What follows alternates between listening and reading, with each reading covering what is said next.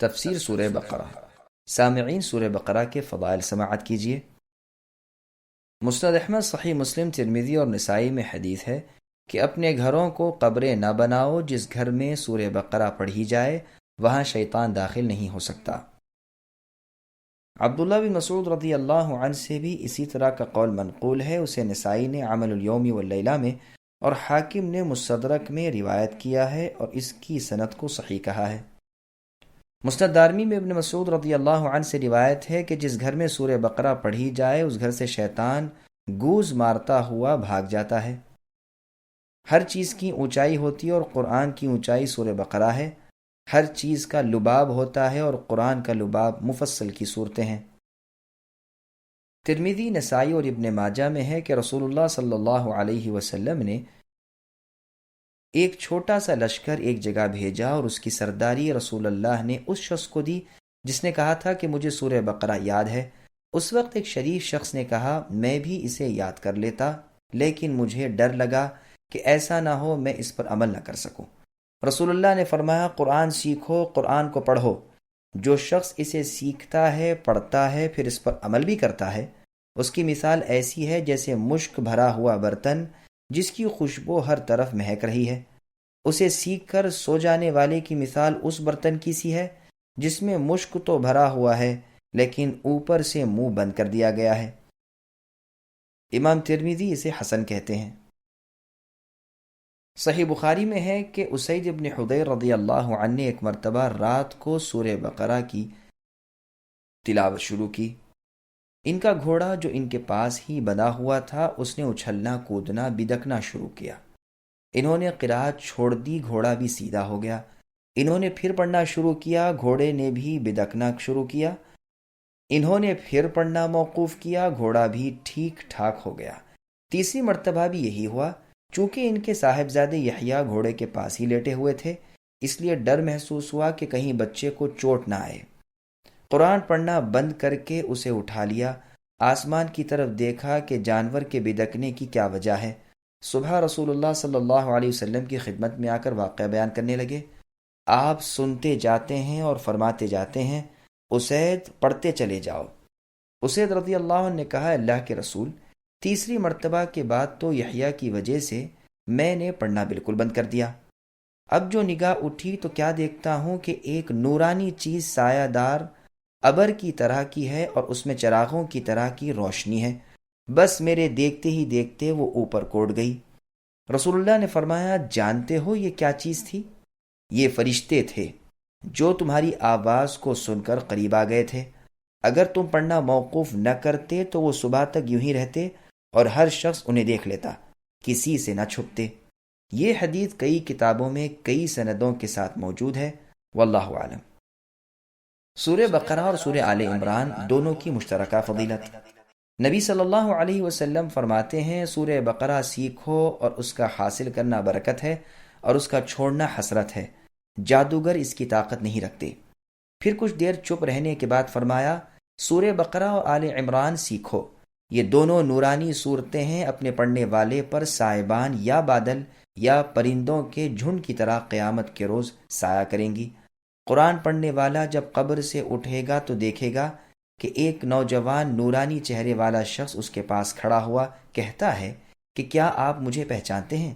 یہ کہے گا نہیں، تو وہ جواب دے گا کہ میں قرآن ہوں، یعنی تمہاری قرآن کی تلاوت کرنے کا عمل ہوں، جس نے دنوں کو تمہیں بھوکا پیاسا رکھا تھا اور راتوں کو بسترے سے دور بیدار رکھا تھا، یعنی تہجد میں۔ ہر تاجر اپنی تجارت کے پیچھے ہے، لیکن آج سب تجارتیں تیرے پیچھے ہیں۔ اب اسے ملک داہنے ہاتھ میں دیا جائے گا اور ہمیشگی بائیں ہاتھ میں۔ اس کے سر پر وقار و عزت کا تاج رکھا جائے گا۔ اس کے ماں باپ کو دو ایسے عمدہ قیمتی حلے پہنائے جائیں گے کہ ساری دنیا بھی اس کی قیمت کے سامنے ہیچ ہو۔ وہ حیران ہو کر کہیں گے کہ آخر اس رحم و کرم کی، اس انعام و اکرام کی کیا وجہ ہے؟ تو انہیں جواب دیا جائے گا کہ تمہارے بچے کی قرآن خوانی کی وجہ سے تم پر یہ نعمت انعام کی گئی۔ پھر اسے کہا جائے گا، یعنی قرآن کے پڑھنے والے سے، پڑھتا جا اور جنت کے درجے چڑھتا جا۔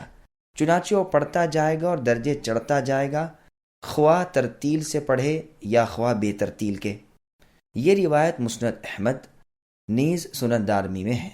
امام ابن ماجہ نے بھی اپنی کتاب السنن میں اس حدیث کا بعض حصہ روایت کیا ہے۔ اس کی اسناد حسن ہے اور شرط مسلم پر ہے۔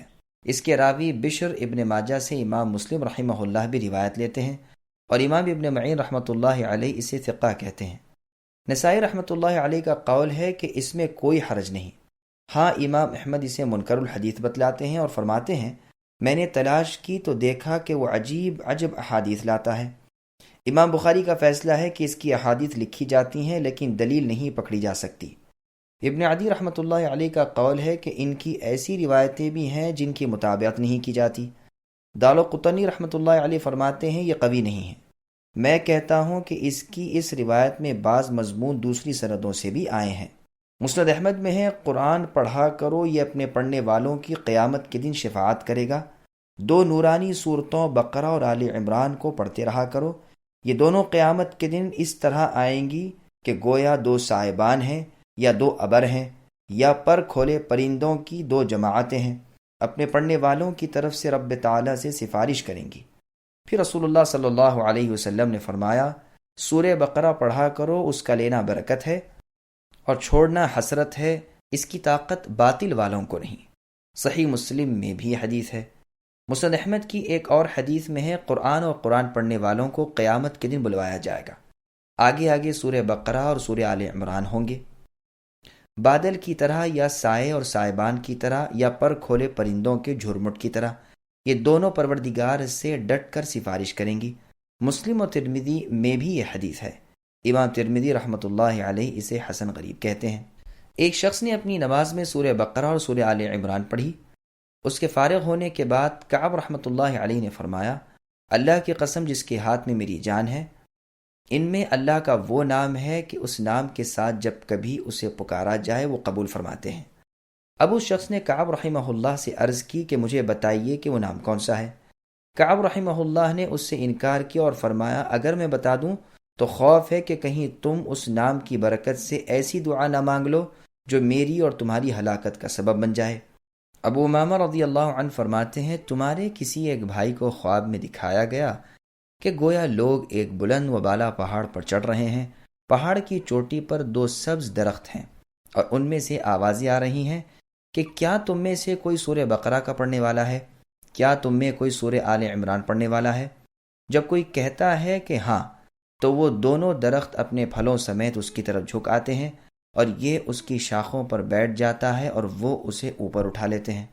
ام الدرداء رضی اللہ عنہ فرماتی ہیں کہ ایک قرآن پڑھے ہوئے شخص نے اپنے پڑوسی کو مار ڈالا، پھر قصاص میں وہ بھی مارا گیا، بس قرآن کریم ایک ایک سورت ہو کر الگ ہونا شروع ہوا یہاں تک کہ اس کے پاس سورہ آل عمران اور سورہ بقرہ رہ گئیں۔ ایک جمعے کے بعد سورہ آل عمران بھی چلی گئی، پھر ایک جمعہ اور گزرا تو آواز آئی کہ میری باتیں نہیں بدلا کرتی اور میں اپنے بندوں پر ظلم نہیں کرتا، چنانچہ مبارک صورت یعنی سورہ بقرہ بھی اس سے الگ ہو گئی۔ مطلب یہ ہے کہ یہ دونوں صورتیں اس کی طرف سے بلاؤں اور عذابوں کی آڑ بنی رہیں اور اس کی قبر میں اس کی دلجوئی کرتی رہیں، اور سب سے آخر بوجہ اس کے گناہوں کی زیادتی کے ان کی سفارش بھی نہ چلی۔ یزید ابن اسود الجرشی رحمۃ اللہ علیہ کہتے ہیں کہ ان دونوں صورتوں کو دن میں پڑھنے والا دن بھر نفاق سے بری رہتا ہے اور رات کو پڑھنے والا ساری رات نفاق سے بری رہتا ہے۔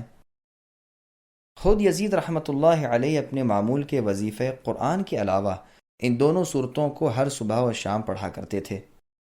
صحیح بخاری اور مسلم میں ہے رسول اللہ صلی اللہ علیہ وسلم نے ان دونوں صورتوں کو ایک رکعت میں پڑھا، یعنی رات کی نماز تہجد میں۔ 7 بڑی صورتوں کی فضیلت۔ مسند احمد کی ایک حدیث میں ہے جو شخص ان 7 صورتوں کو حاصل کر لے وہ بہت بڑا عالم ہے۔ مسند احمد میں بھی یہ روایت ہے ایک مرتبہ رسول صلی اللہ علیہ وسلم نے ایک لشکر بھیجا اور ان کا امیر انہیں بنایا جنہیں سورہ بقرہ یاد تھی، حالانکہ وہ ان سب سے چھوٹی عمر کے تھے۔ سعید بن جبیر رحمۃ اللہ علیہ تو وَلَقَدْ آتَيْنَاكَ سَبْعًا مِّنَ الْمَثَانِي کی تفسیر میں بھی فرماتے ہیں کہ اس سے مراد یہی 7 صورتیں ہیں، یعنی سورہ بقرہ، سورہ آل عمران، سورہ نساء، سورہ مائدہ، سورہ انعام، سورہ اعراف اور سورہ یونس۔ مجاہد، مکحول، عطیہ ابن قیس، ابو محمد فارسی، شداد ابن اوس یحییٰ ابن حارث ذماری سے بھی یہی منقول ہے۔ سورہ بقرہ کا مقام نزول اور مزید معلومات۔ سورہ بقرہ ساری کی ساری مدینہ منورہ میں نازل ہوئی ہے، اور شروع میں جو صورتیں نازل ہوئیں ان میں سے ایک یہ بھی ہے۔ البتہ اس کی ایک آیت واتقوا یوما ترجعون فیہ الی اللہ سب سے آخر میں نازل ہونے والی ہے، یعنی قرآن کریم میں سب سے آخر یہ آیت نازل ہوئی۔ ممکن ہے کہ نازل بعد میں ہوئی ہو، لیکن ہے اسی میں سے۔ اور اسی طرح سود کی حرمت کی آیات بھی سب سے آخر میں نازل ہوئی ہیں۔ خالد ابن معدان رضی اللہ عنہ سورہ بقرہ کو فسطاط القرآن یعنی قرآن کا خیمہ کہا کرتے تھے۔ بعض علماء کا فرمان ہے کہ اس میں 1000 خبریں ہیں اور 1000 احکام ہیں اور 1000 کاموں سے ممانعت ہے۔ اس کی آیات 287 ہیں، اس کے کلمات 6221 ہیں، اس کے حروف 25,500 ہیں۔ واللہ اعلم۔ ابن عباس رضی اللہ عنہما فرماتے ہیں یہ سورت مدنی ہے۔ عبداللہ بن زبیر رضی اللہ عنہما اور زید بن ثابت رضی اللہ عنہ اور بہت سے علماء اور مفسرین سے بھی بلا اختلاف یہی مروی ہے۔ صحیح بخاری اور مسلم میں ابن مسعود رضی اللہ عنہ سے روایت ہے کہ انہوں نے بطن وادی سے شیطان پر کنکر پھینکے۔ بیت اللہ ان کی بائیں جانب تھا اور مینا دائیں طرف، اور فرمایا اسی جگہ سے کنکر پھینکے تھے رسول صلی اللہ علیہ وسلم نے جن پر سورہ بقرہ اتری ہے۔ گو اس حدیث سے صاف ثابت ہو گیا کہ سورہ بقرہ وغیرہ کہنا جائز ہے، اور اس کے خلاف جو روایات ہیں وہ سنداً ضعیف ہیں۔